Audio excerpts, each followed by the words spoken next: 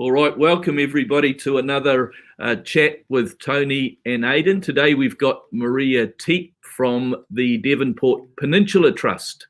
So Maria's been involved with the trust for 8 years, a long time, Maria. Gold watch coming up at 10, I guess. So Maria, welcome, and tell us in a sentence what the Devonport Peninsula Trust does. I always like to think that we work across 5 different key areas. We organise community events and activities. We provide support and information. We also provide resources for the community. We do networking, and we umbrella the ecological restoration project, restoring Takarunga Haureki. So that's sort of the very short version of what the sort of key things we do. Yeah, so Maria, I know that obviously events is a really massive chunk of the work you do, and we're very lucky in our neighbourhood where there's so many events that take place, and often people don't realise who's behind them. Would you mind just telling us what are the key events that you deliver in the community? Sure. So one of the ones that everyone knows very well is our preschool play mornings. And those run pretty much throughout the year. We have got our Winter Fun preschool play happening at the moment up at the Rose Centre in Belmont. And through the summer, November right through to March, they're outdoors at Windsor Reserve in Devonport and Bayswater Park in Bayswater. We also run a kids athletics series in the summer in February and March. We have the Bayswater Halloween Trail, which is one of our more popular events, the Devonport Christmas Festival, and a number of others as well. So yeah, there's quite a few that we organise behind. So what's the next one coming up? The next one coming up is actually a new one that we are doing this year. We're actually, the Bayswater Halloween Trail is going to have a little break this year, we decided.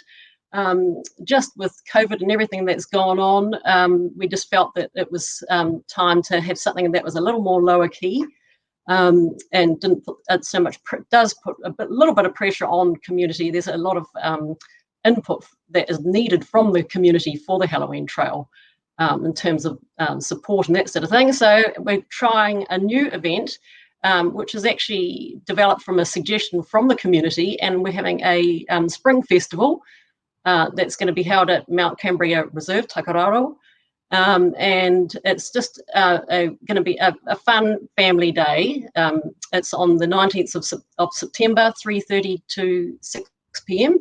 And there's just going to be a range of different activities going on for people to take part in, from story reading, craft, games. There's going to be a sausage sizzle, hopefully a bake stall as well. Hot chocolate and fairy lights, and we're working with the community garden too. So we're just looking forward to a really nice, fun, and music, if I didn't mention that. Yeah, so just a really nice, fun, relaxing, low-key event of people coming together and celebrating just the community and what we have in our community. Awesome. I know that you also, sorry, Aidan, I know you also connect with the older people in our community really well, and you work with Ryman's, is that right? No, not exactly. Haumaru housing. Haumaru, yes, that's right. Yes, so once a month with the community manager of Haumaru Housing, I go with her, and we invite people from Outreach Therapy Pets as well to come along, and we go to, we've got 5 villages in our area, and we go to the different villages each month. And just it's really just morning tea, and it's just lovely actually. It's very low key, and we have a cuppa and a biscuit, and a couple of the gentlemen that live at one of the villages come to all the different gatherings and play guitar and sing old time favourites, and so we have a sing along and a chat, and they get to cuddle with the pets, and it's just a really lovely morning. So we do that once a month. Yeah. Very good. Now, during lockdown, the COVID lockdown, you had quite an active program as well, didn't you? What did you do during that period? Well, what we did is we sort of provided a central point of contact. We sort of became aware quite quickly that there was a lot of actual things going on in the community, people doing things. One of the bigger things going on was the Devonport Self-Isolation Support Group that Jackie Fortune was very much behind.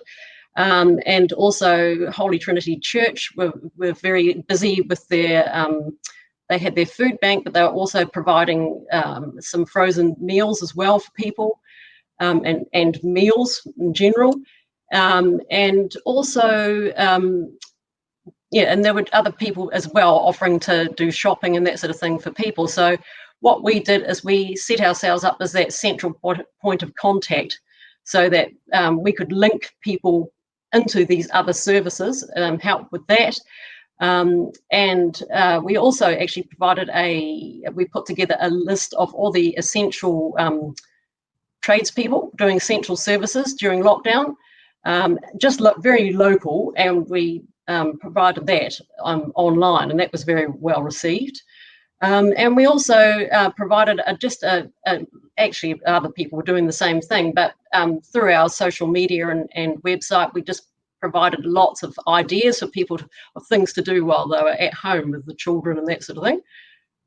So yeah, really it was that sort of providing that central point of contact role was sort of the main thing that we did during the lockdown. Your base is up at Fort Takapuna, isn't it? Is that correct? Yes, that's right. And so yes, that's right. How does the governance structure work for the trust? So we have 7 trustees, and they all have very strong links into the local community. And in accordance with our trust deed, they cover areas that are sort of very key to our local community, such as the arts, heritage, social services, and heritage. So that's the main how we are governed. And the trust set the strategic direction for the organisation as well. Very good. Yeah, now Maria, I know you create a really awesome e-newsletter that goes out to the community and has all the activities and all the events and clubs and groups and things that list what's happening for the month. You know, how big is your mailing list, and how do people get on there, or how do they submit their events to be a part of that newsletter? Because I think that's a really vital service you provide to the community. Well, that's great. Thanks, Tony.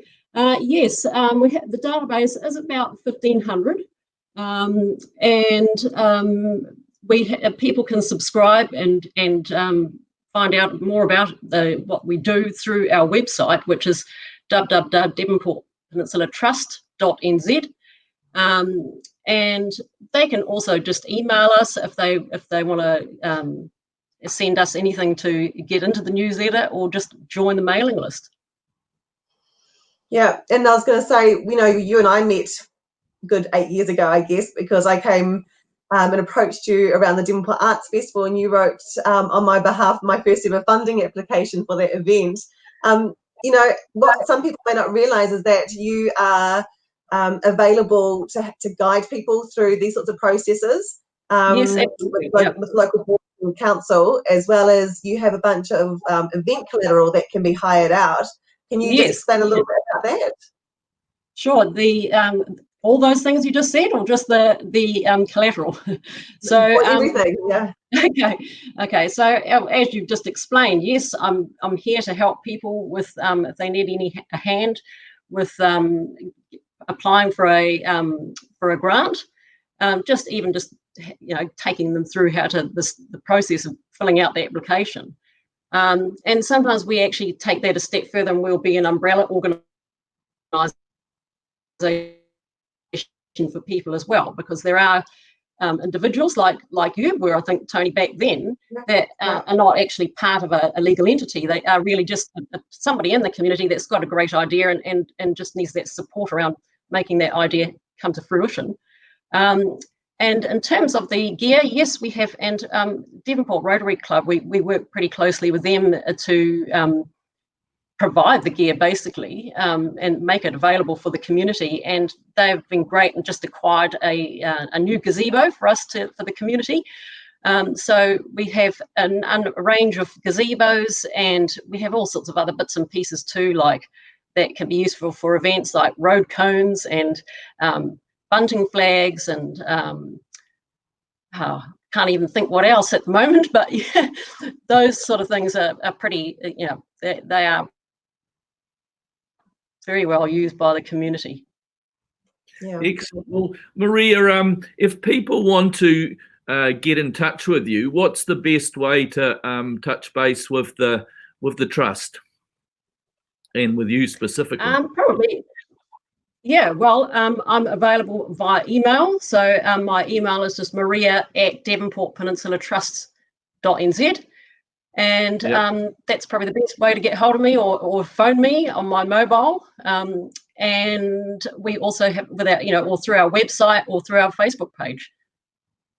Very good. Well, thank you very much for the chat. We really appreciate what you do in the community. I know you go well beyond what your role is, and lots of people throughout the community benefit from the effort you put in. So I'll certainly be putting in for your gold watch at that 10-year mark in a couple of years. I'll have a chat with you. So thank you very much for the chat today. Thank you very much, and thank you for the wonderful support from Devonport Takapuna Local Board. Excellent. See you later. Bye.